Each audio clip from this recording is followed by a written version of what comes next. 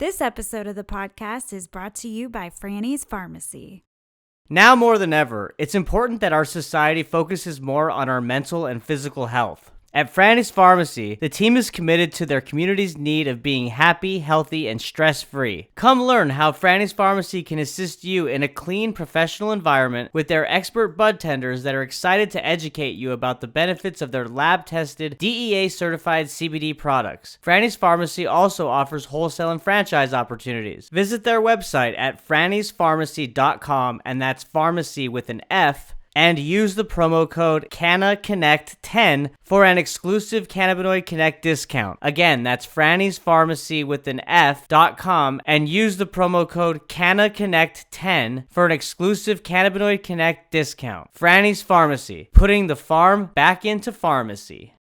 What's up again, my fellow people of the plant? In this episode of Cannabinoid Connect, I'm talking with Franny Tacy. She's the CEO at Franny's Farmacy. Franny is unique in that she's the first legal female hemp farmer in North Carolina. Franny is well-versed in hemp and CBD retail with franchises and independently owned hemp dispensaries across the East Coast. During our conversation, we discuss industrial hemp breaking into mainstream society. We talk about how amazing the hemp plant is because it's the only crop that can provide food, clothing, shelter, and medicine. We discuss hemp commercialization and its impact on climate change. We also discuss the future of hemp and CBD retail and also where she sees hemp and CBD franchising going in the next 3 to 5 years. So I hope you enjoy my conversation with Franny Tacy as you watch or listen to this episode of Cannabinoid Connect.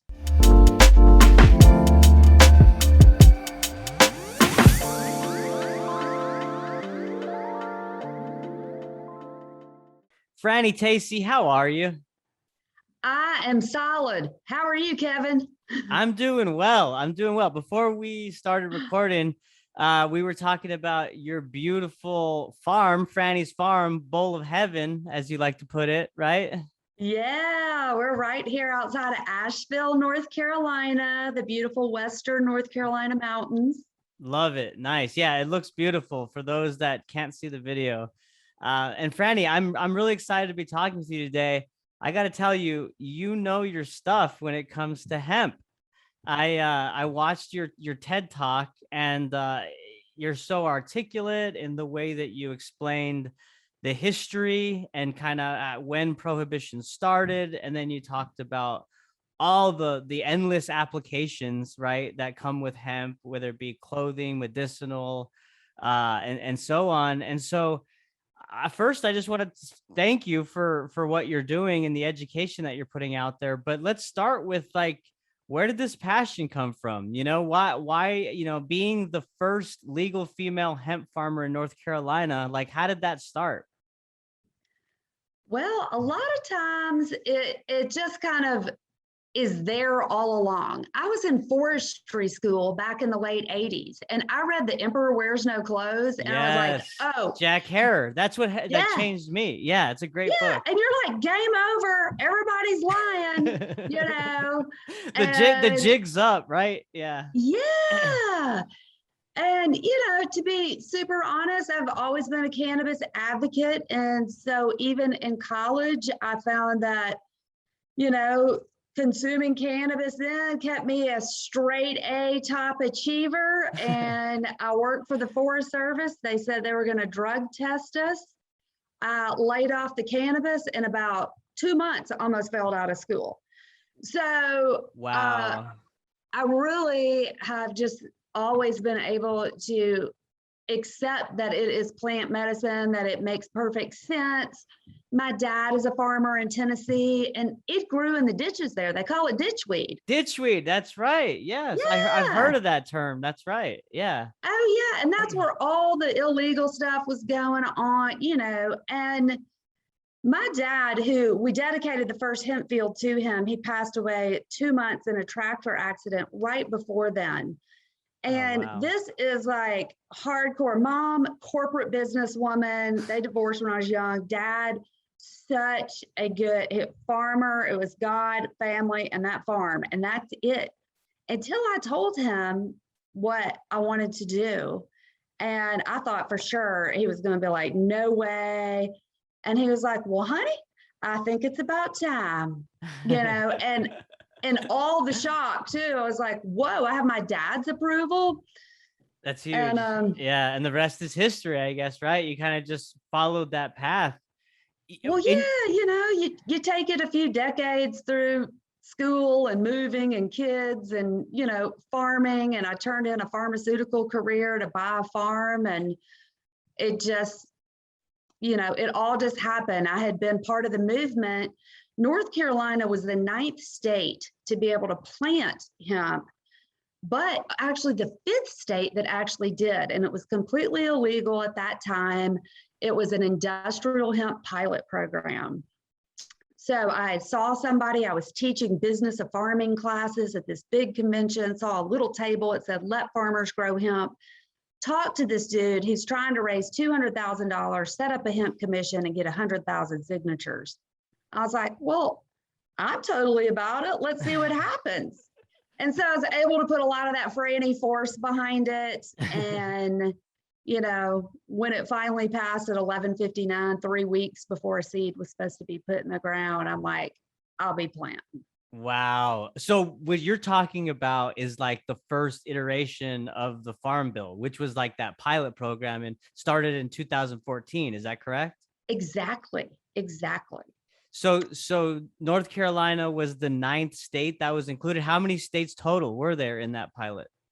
It was, well, eventually we were the 9th state to get our industrial pilot program. And then once it got about 17 states, it ended up becoming federally legal. Right. And super politically involved. I always tell people we have to be involved. The only reason that it's legal is because we, the people, moved that machine. The government is huge. We have got to push that.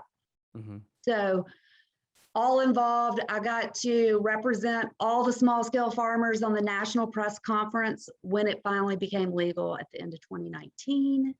Wow. So it was a big day to celebrate in DC during a government shutdown. So there's just been so much contrast and so much that has come together over these past several years for the cannabis industry. Right. And I think that we should kind of, just for those listening and watching, I think it's worth kind of just reiterating kind of the history of this plant, right? And I think you put it so succinctly in your TED Talk, and, you don't need to do it verbatim, but if you want to kind of just run through, 100 years of prohibition, kind of why and how that started, and how, hemp has been part of human existence for so long, right? Oh, yeah. We have hemp buildings in Europe that are 2,000 years old. I mean, hemp has been a part of our history. Just when we look at anatomy, basic anatomy, hemp is made of cannabinoids. Our human body has cannabinoid receptors. So I spent over a decade in pharmaceuticals. There's no vitamin A and D receptors, but we take vitamins every day. Right. Yeah. And here we have something that we are meant to take, and they've made it illegal, but for a lot of reasons. In the early 1900s, we had to grow hemp. I mean, that's how you could pay your taxes for that.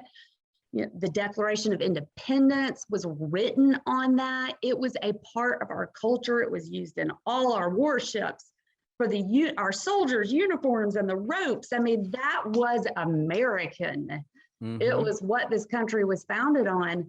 But it is, for one thing, very labor intensive. And so as we moved out of slavery, as all the political, people that were running this country were all in timber and railroad, hemp became less, it's a lot of work, and it was blocking other industries. The pharmaceutical industry was taking off in Europe. So there's all these different things. There's not one thing that happened.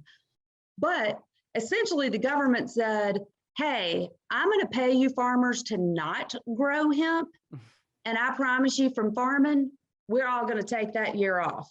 We're like, great, we're going to make more money with no work, because farming's hard work. Right.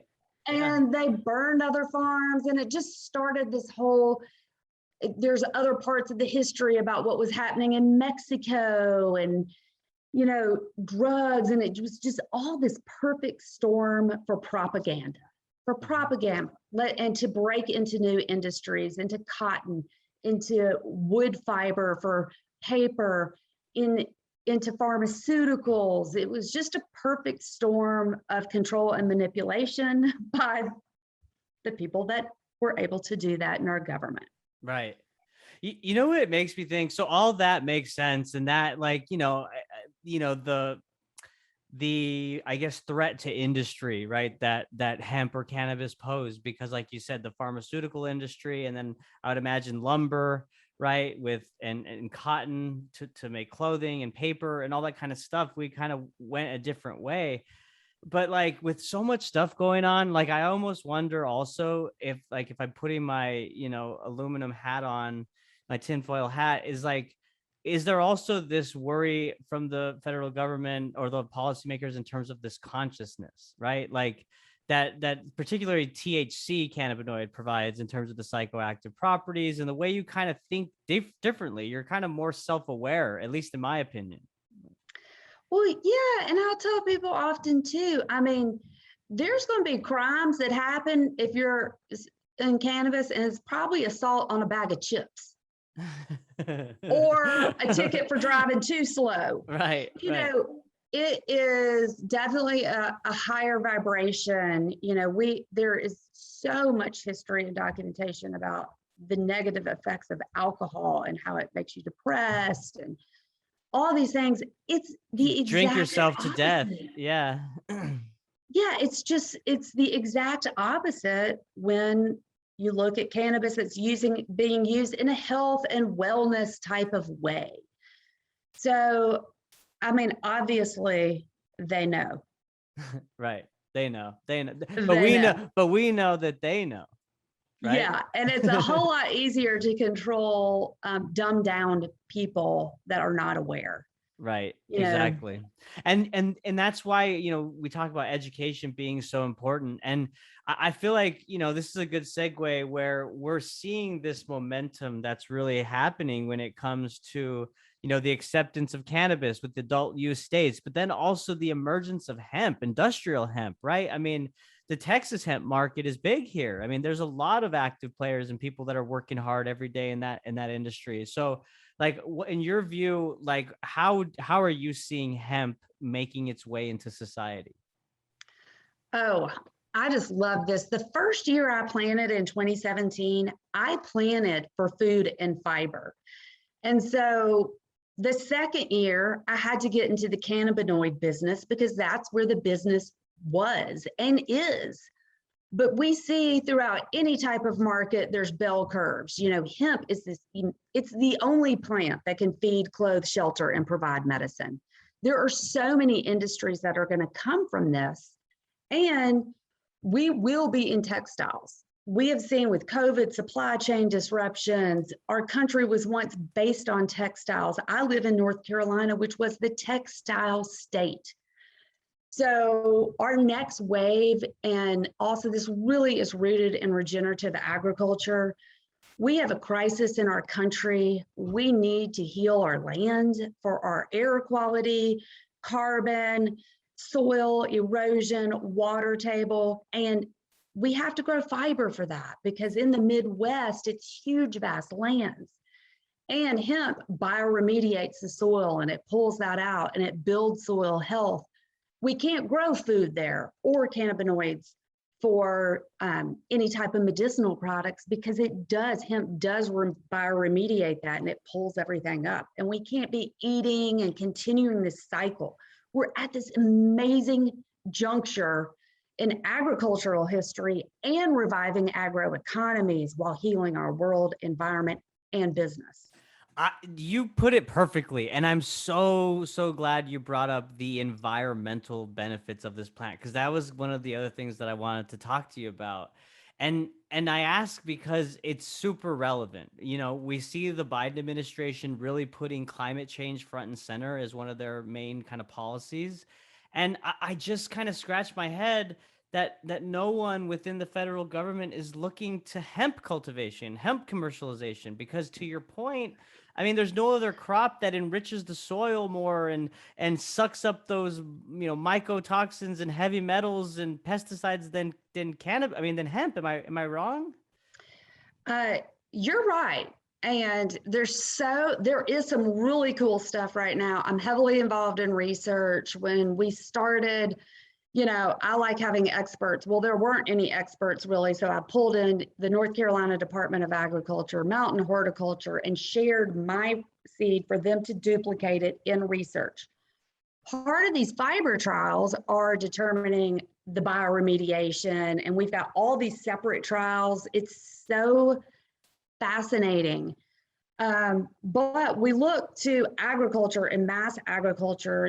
Our system is broken because we are subsidizing farmers to grow other crops. There has to be a shift, and supply and demand is part of it. We have to create the demand, and it's going to happen here in the US. And I would imagine also that infrastructure, right, is kind of something that needs to be in place also. And we are definitely working on that. That's been the hurdle when we get back to that. I mean, the next waves are going to be in food and fiber, definitely.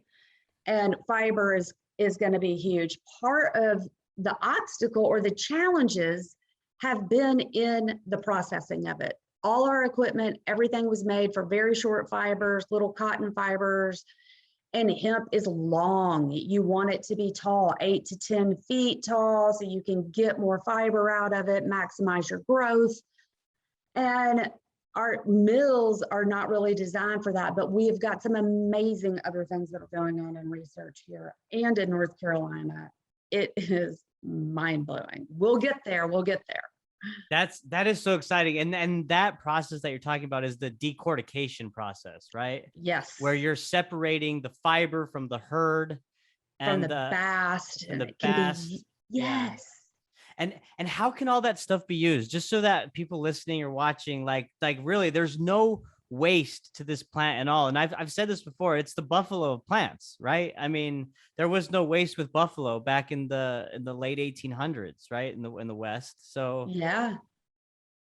Well, that's a great question. And people ask that a lot. They're like, well, do you use your plants for fiber after you harvest them for your product line? Well, all the cannabinoid for medicine is made from female plants. They have big, beautiful buds. They're gorgeous. They're bushy is usually what you're looking for. That is for the medicinal part. You're harvesting the flower, the head of that. And then really the rest of it, you can use the rest of the shake stuff as, if you want to, in biomass. We use all of our plant, but the stalks are left. We use them on our farm. Mostly for animal bedding. When you look at food and fiber, though, we've grown some dual purpose plants.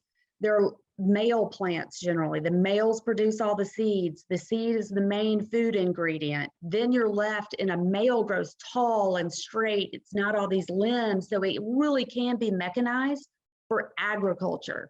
The female plants, medicinal plants, that's much more horticulture, indoor agriculture, fiber, big fields, big machinery, tall, straight plants, seeds on the top that you can harvest for food. Then you use the stalk.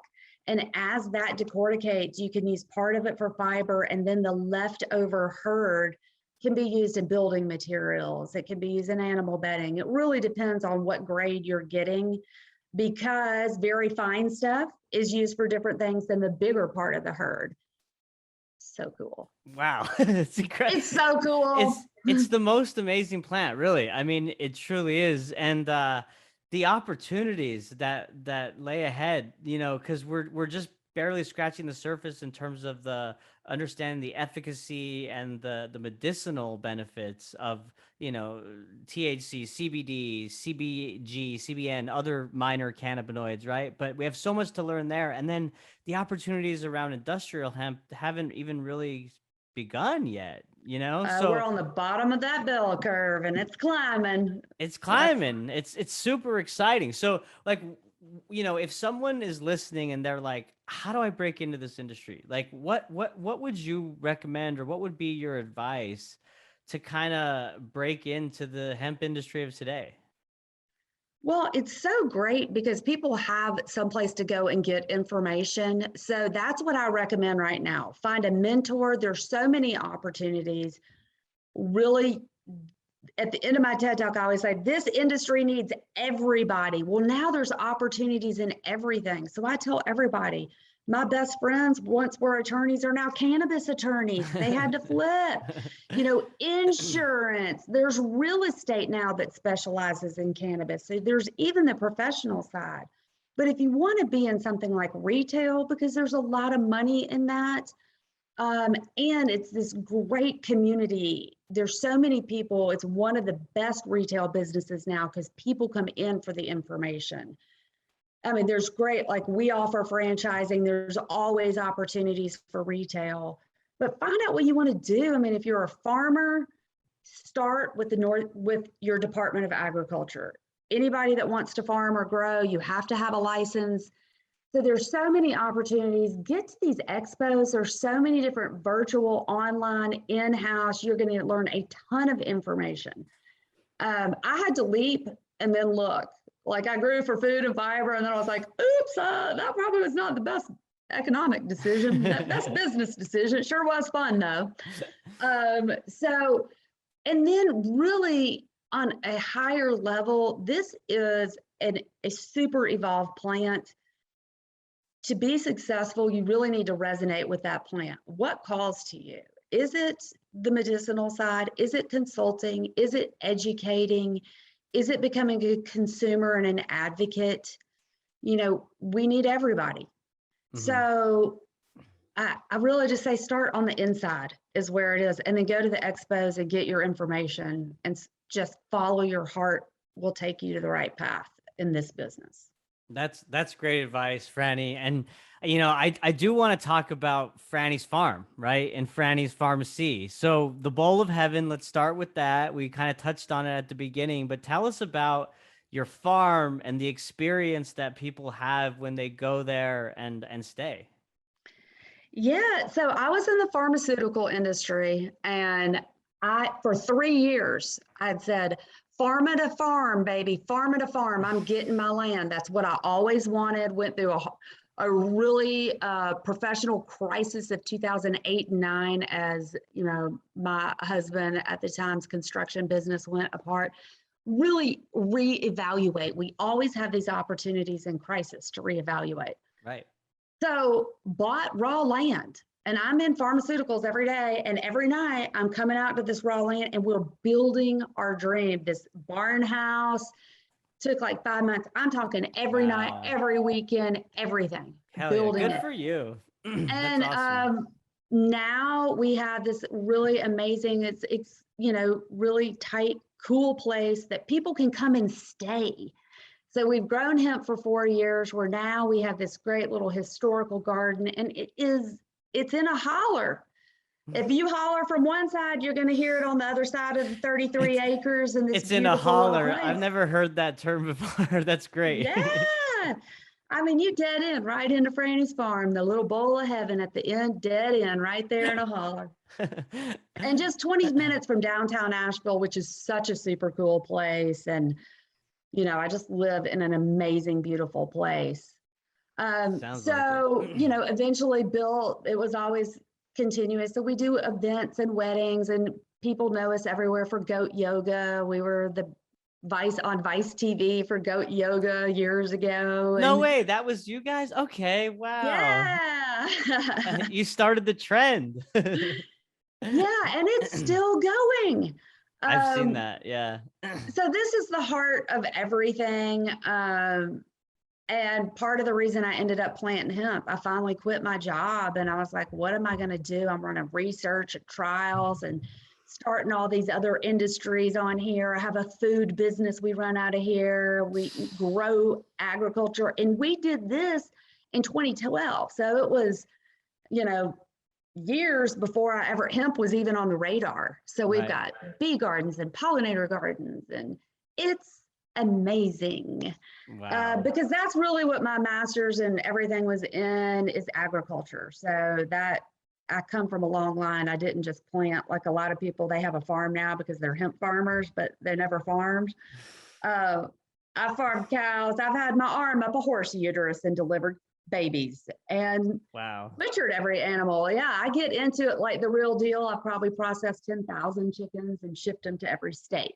Damn. This is it, man. It is a place of healing and wellness and the heart of everything. And from here, we started a nonprofit so we could fund research. It's a Women in Hemp nonprofit. We funded a PhD student who expanded the program and through our other farmers. So we were all getting the same genetics, all doing the same trials, all planting at the same time to create this consistency. So across the state, we could do research for everybody out there. This is the last year of the trials. When it comes out next year, it'll be the first in history that's been recorded on a computer, 3-year trials for a hemp variety. It's so Wow. we've gone through a lot in those 3 years. So everything really catapults from that. I mean, that heart and soul is what launched our brand, Franny's Farmacy, Farmacy. I said, putting the farm in pharmacy. And we had to trademark this. We went through all sorts of legal things. It went full circle because you went from pharma to farm. Back to pharmacy.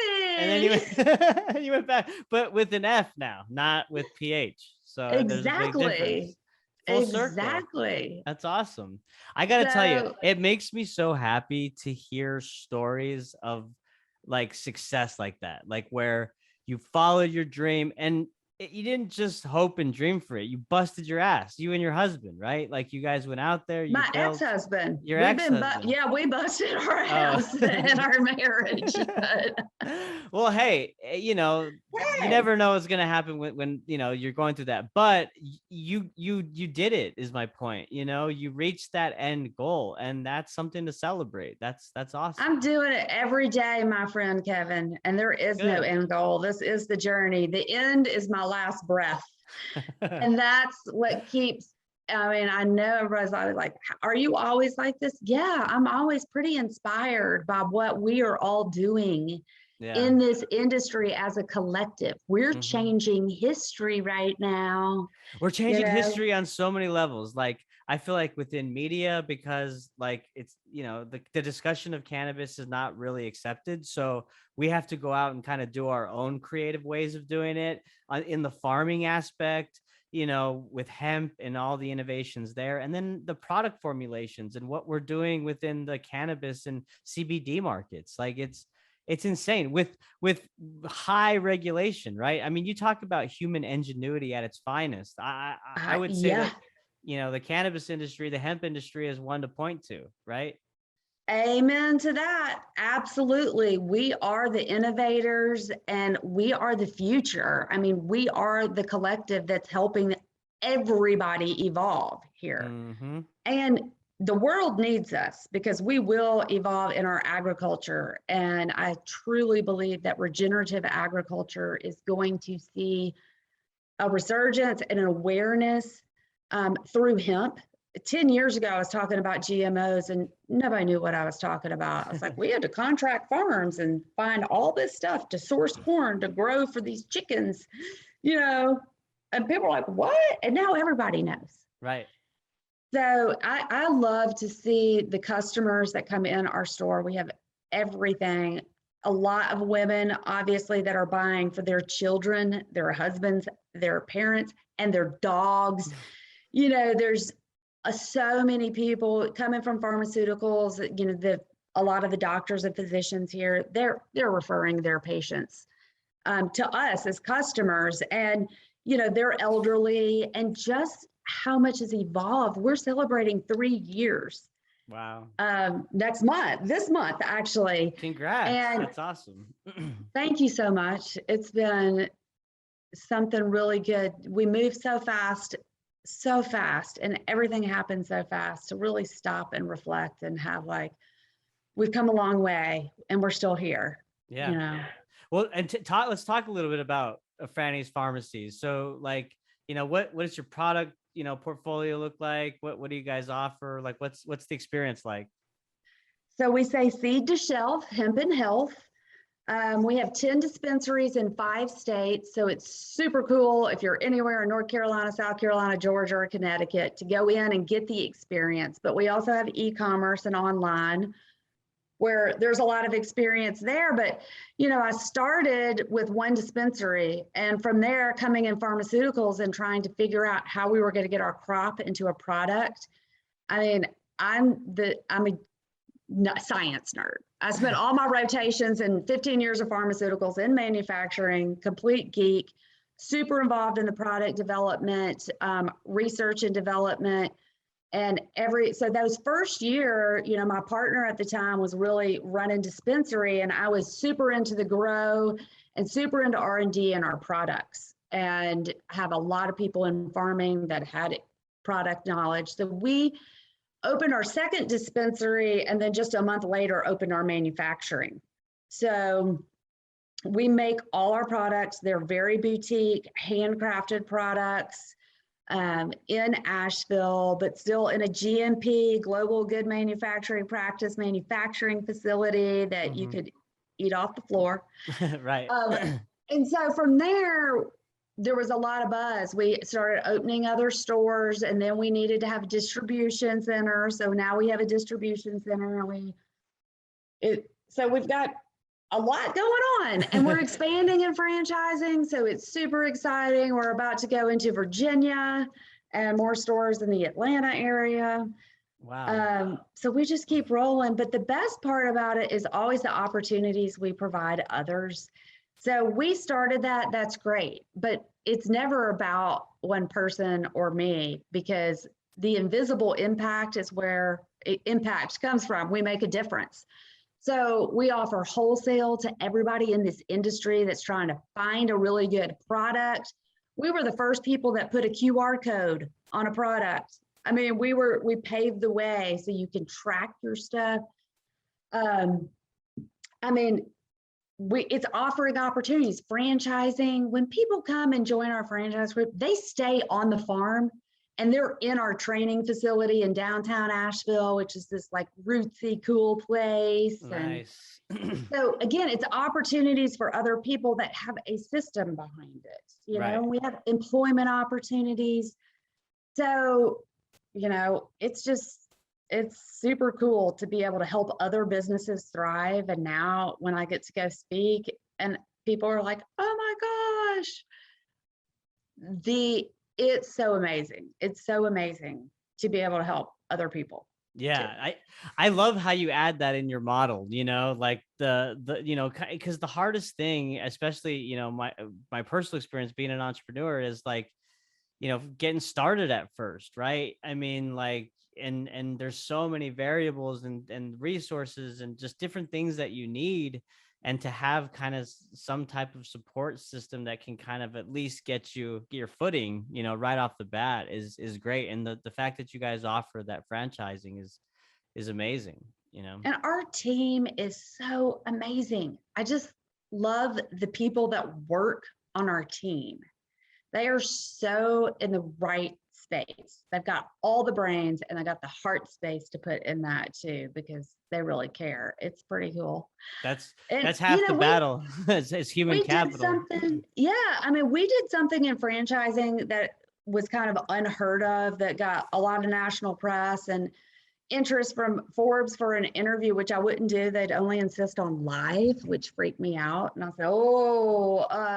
said, but we just launched our new avenue of retail. As I talk about revival of retail and our success is other success, we are giving our franchisees a percentage of the online business in their territory. So they now get they have multiple streams of revenue. It's not just brick and mortar, it's actual online sales as well.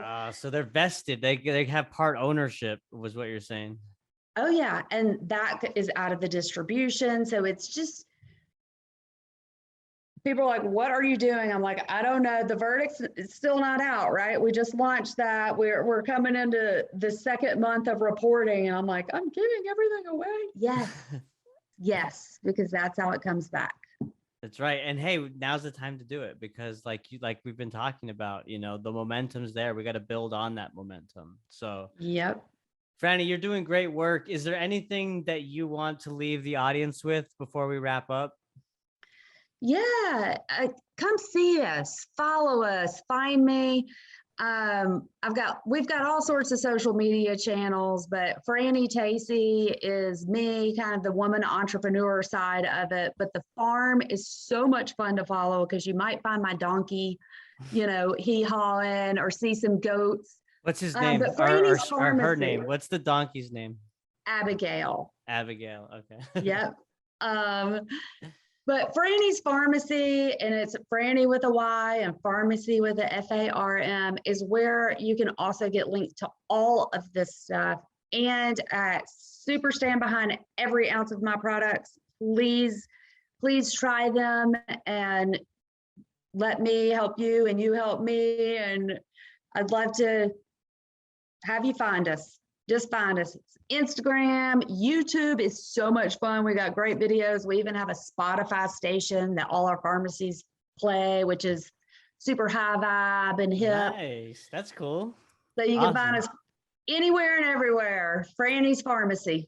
Perfect. And I'll be sure to include those links in the description box with the YouTube video. So, Franny, this has been a pleasure. I really appreciate you sharing your experience, knowledge, expertise around hemp and everything related to it. It's been a pleasure. Thank you. Well, it's always a pleasure. Kevin, thanks so much. I love the conversation. Yes. And thank you all for listening. Bye.